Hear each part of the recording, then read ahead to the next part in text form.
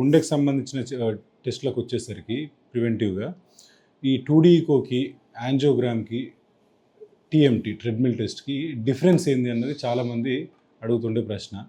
So, బేసిక్‌గా ఏందంటే మనకు ట్రెడ్మిల్ టెస్ట్ అనేది దానిలో ఏం చేస్తారంటే ఈసీజీ అనేది మనకు కంప్లీట్‌గా వైర్స్ అన్నీ కనెక్ట్ చేసేసి ట్రెడ్మిల్ పైన వాకింగ్ చేపిస్తారనమాట.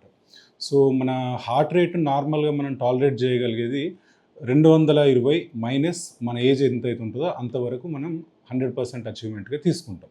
సో, మనం స్ట్రెయిన్ అయినప్పుడు హార్ట్‌ని స్ట్రెయిన్ చేసినప్పుడు ఈసీజీలో ఏమన్నా చేంజెస్ వస్తున్నాయా? Ischaemic changes. సో, అట్లాంటప్పుడు ఏందంటే టీఎంటీ పాజిటివ్ అని వచ్చింది అంటే మనకి నెక్స్ట్ ఫర్దర్ ఎవాల్యుయేషన్ చేసుకోవడానికి ఛాన్స్ ఉంటుంది. సో, ఈసీజీలో చేంజెస్ ఎందుకు వస్తాయి అంటే మనకు for example cardiac existing disease లోపల స్టార్ట్ అయింది. బట్ స్ట్రోక్ వచ్చేంత సివియర్ ఫామ్‌కి ఇంకా రాలేదనుకోండి.